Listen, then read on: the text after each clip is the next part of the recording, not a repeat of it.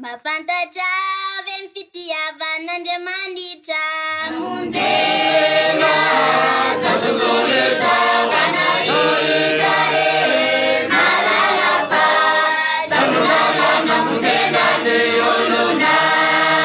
Mafantatra avy amin'ny fitiavan'Andriamanitra monjena zao tontolo izao ka nahisa re mahalala fa samy lalana monjena ny olona.